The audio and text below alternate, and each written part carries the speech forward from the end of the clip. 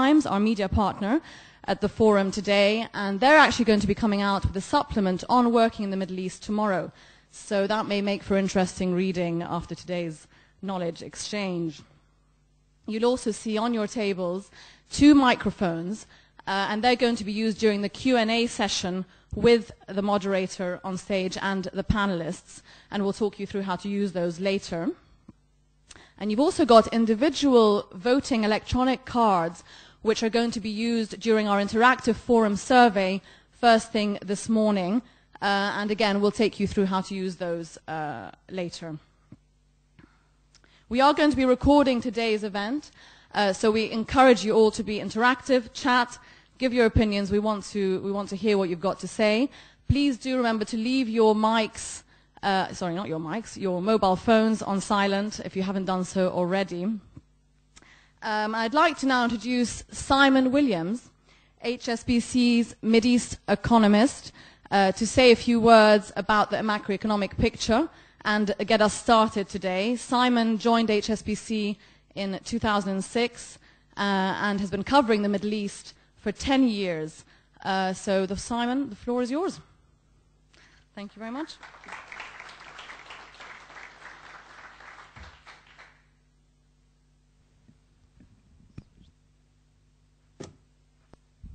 For those of you not getting reception on your BlackBerry and your English or Australian, it's 172 for 4, end of the second session. Sorry, I'm not very good at standing behind lecterns.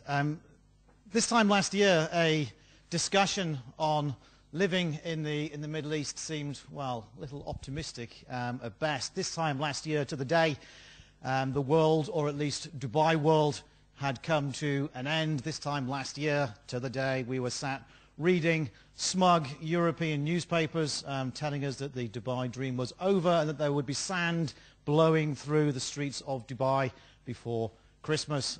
This time last year, I was in Europe being lectured to by smug, complacent Europeans about how Dubai's fiscal excess and its debt stock had brought the Dubai project to a close, and why couldn't we be just a little bit more like them.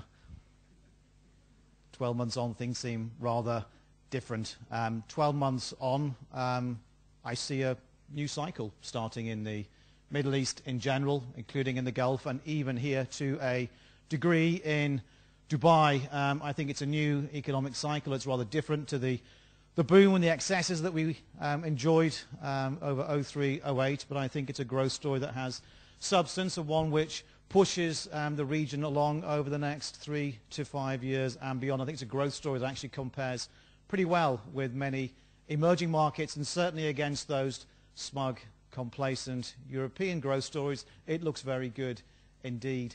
What I wanted to argue for you this morning, though, is it's a growth story which is being held back, is being constrained, is being undermined by a whole series of structural issues, by elements of this region's economic framework that are still stuck back in the 1970s. Most of us are painfully, in some cases, aware of those shortcomings. Any of us who've had dealings with financial markets in this part of the world know that our equity markets are inadequate for the task that's been asked of them, that we have 9 equity markets for 6 regional economies of 35 million people. It's ridiculous. It's a nonsense. They are too illiquid. They are too shallow to fill their purposes. We know that the debt markets don't work properly either because we have no local currency debt markets. Any of us who've had dealings with the legal system, the judicial process over the last 12 to 18 months have become painfully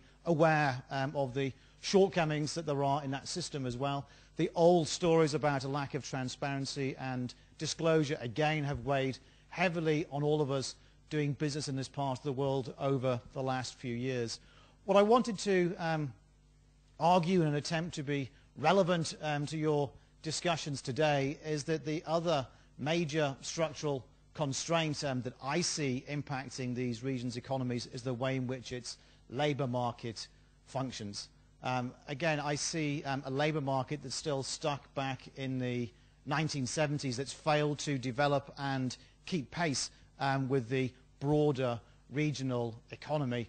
To an extent, this is about local labour, that big increase in wealth that there's been over the last 25 to 30 years as oil has gone from $5 a barrel to $150 a barrel, that the local labour market has struggled to keep pace with the demands that these more modern economies are placing on them. I see lukewarm in some cases, more committed attempts in other cases to develop local labour, but really it's a local labour market that it hasn't yet caught up with the economy's potentials. I also see a labour market that is inevitably going to be reliant on expatriates, a labour market where you have a local labour force which is simply too small to realise the economic potential that this region has, and which will always require fresh and ongoing inflows of expatriates. That local labour market to me, the expatriate labour market to me still seems stuck back in the 1970s. It's set in an era of guest workers, an era where you end up with transitory expatriates who don't feel committed necessarily to the work that they are doing. As a consequence, their work is perhaps sometimes shoddy, and skill transfers are not what they ought to be. That reliance on expatriate labour, that system of transitory workers, is also one of the reasons our domestic economies are failing to develop as quickly as they should. In most developed markets and most emerging markets, private consumption, household consumption, is the mainstay of economic activity. It's the major generator of growth. It accounts for 50, 60, 70% of GDP. Here in the Middle East, particularly in the Gulf, private consumption is 30% of GDP, 40% on a good day with the wind blowing behind, because expatriates who feel they are transitory, who are always looking to their return for going home, they don't consume, they don't invest, they repatriate substantial sums of their income, and it's a big hole in the bottom of this regional economy that lets those petrodollars flood out. Sorry. Simon, I'd just like to ask on that question, is there any change in that habit given the crisis years that we've been through in terms of the transient habits, the transient behaviour, the repatriation and so on? Not that I see.